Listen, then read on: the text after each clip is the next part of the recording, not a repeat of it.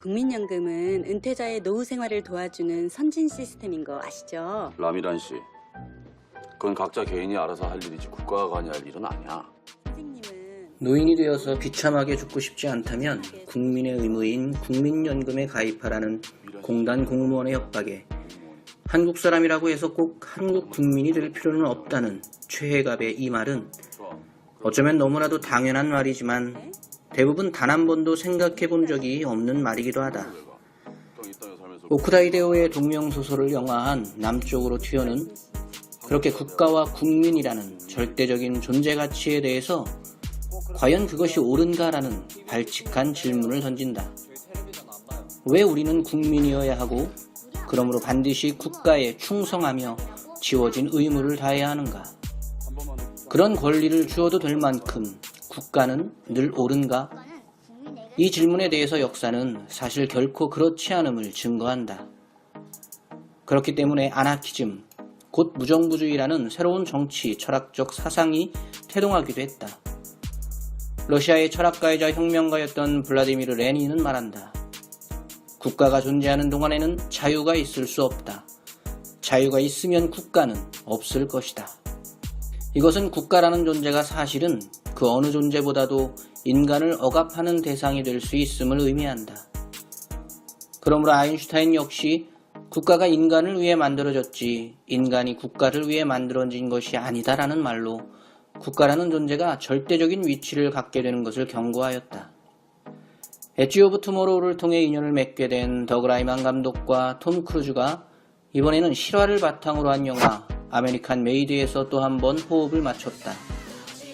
1978년 냉전 시대의 중심에 있던 미국에서 CIA의 정보 수집과 마약 밀수 등 누구도 경험하기 어려운 화려하면서도 위험천만한 삶을 살았던 인물 베리 실의 전기를 다룬 이 영화는 어쩌면 심각할 수도 있는 이야기를 블랙 코미디 형식으로 위트 넘치게 다루고 있다.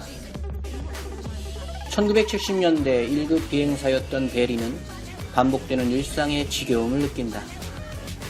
그가 유일하게 위안을 삼을 수 있는 것은 승객들이 모두 잠든 야간에 몰래 자동 비행 장치를 꺼버리고 스스로 비행기를 조종하며 짜릿한 스릴을 느끼는 것이었다. 한편으로는 쿠바와 미국의 무역 중단을 계기로 시가와 생활용품 등을 불법적으로 배달하는 일을 통해 짭짤한 부수입을 올리기도 한다. 그런 베리에게 어느 날 자신을 CIA라고 소개하는 쉐이퍼에게 국가를 위한 일이라며 중남미 공산국가들의 군사기지를 촬영해오라는 제안을 받게 된다. 물론 베리가 그동안 저질러온 불법적인 일들을 눈감아주는 대가였다. 그런 이유도 중요했지만 무엇보다 베리는 반복적인 일상이 아닌 새로운 일을 할 수 있다는 기대에 부풀어 대범하게도 그 일을 승낙한다. 이후 베리는 CIA를 위해 일하기 시작하였고 나중에는 CIA의 무기 반출까지 돕는 등 점점 더 위험한 일에 발을 들이게 된다. 그러던 중 우연찮은 기회를 통해 베리는 세계 최대 마약 조직의 우두머리 파블로 에스코바로를 만나게 된다. 콜롬비아에서 미국으로 마약을 수송하라는 제안을 받은 베리는 큰 돈을 벌 욕심에 흔쾌히 그 일을 맡게 되고 이 오랜 시간 CIA와 미국을 위해 또 동시에 세계 최대 마약왕과 자기 자신을 위해 이중적인 삶을 살아가게 된다.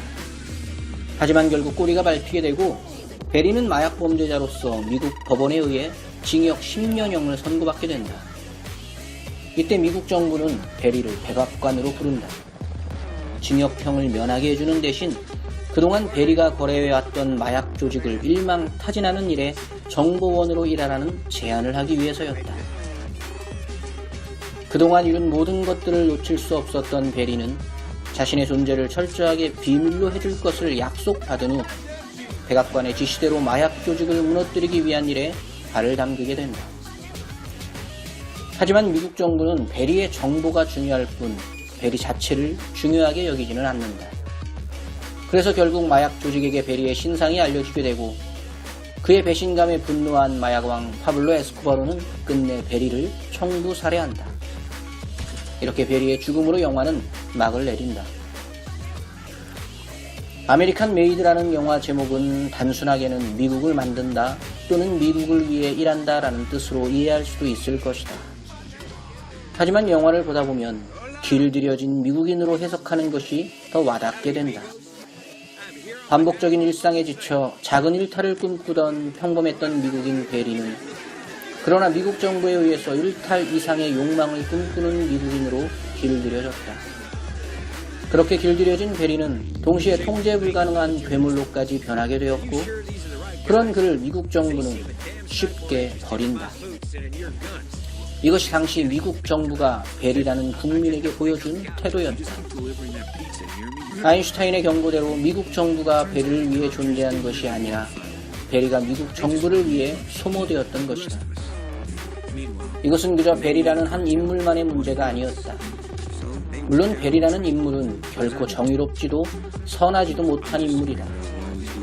말 그대로 일반적인 인간이었고 다수의 미국 국민 중 하나였다. 그러나 그런 그를 길들이고 괴물로 자라게 한 것은 그에게 협박 아닌 협박을 통해 정부를 위해 국가를 위해 일할 것을 요구한 그들이었다. 이것은 국가가 교묘하게 인간의 욕망을 이용하여 국가라는 조직에 더 큰 욕망을 채우기 위한 것이었다. 여기에 베리라는 국민에 대한 배려는 존재하지 않는다. 오직 미국이라는 국가만이 존재할 뿐이다. 그것을 위해 베리는 길들여졌고 또 그것을 위해 잔인하게 버려진다. 그리스 철학자 아리스토텔레스는 훌륭한 국가는 우연과 행운에 의해 만들어지는 것이 아니라 훌륭한 국민의 올바른 선택에 의해서 가능하다고 말하였다. 그의 이러한 생각은 민주주의라는 제도를 통해서 성취되었다고 대부분의 사람들은 믿고 있다. 더욱이 미국이라는 나라는 냉전시대 당시 이 민주주의를 대표하는 나라였다. 외형상 미국이라는 나라는 민주주의의 수호자로서 철저하게 국민을 위해 존재하는 나라였다. 오히려 그들이 적으로 규정한 공산주의 국가들이야말로 국민을 억압하는 척결의 대상이었다.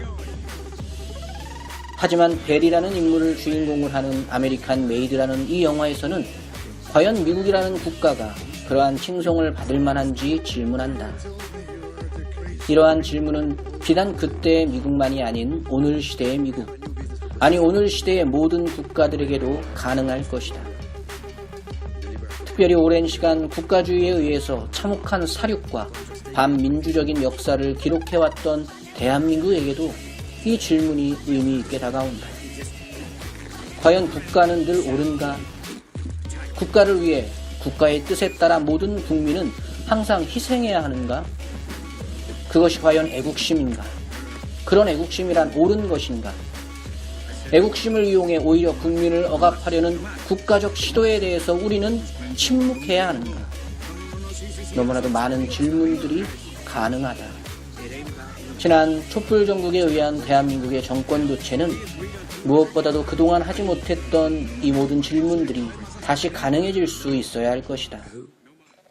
더 이상의 국가주의에 의한 파시스트적인 일련의 시도는 절대로 발들일 수 없게 해야 할 것이다.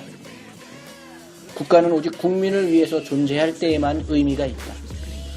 어떤 선택이든 그것이 과연 국가를 위한 것이라고 할지라도 그것을 모든 국민에게 강요할 수 없다. 그것은 파시스트다. 더욱이 국가적 이익을 위함답시고 국민 누구라도 길들이거나 소비해서는 안 된다. 국민이 국가를 소비하고 이용하는 것이 민주주의다. 그것이 가능하지 않은 국가란 존재할 이유가 없으며 그런 국가는 존재할 때의 악한 국가가 된다. 그것이 어느 개인의 선하지도 정직하지도 못한 욕망이라고 할지라도 국가는 그것을 이용할 수 있는 어떤 권리도 없다. 그것을 부추기는 것은 가장 큰 불이익이다. 국가가 할 수 있는 가장 나쁜 악행이다. 아메리칸 메이드는 모든 국가에서 반드시 사라져야 할 국가주의의 또 다른 이름으로서 평가할 수 있을 것이다.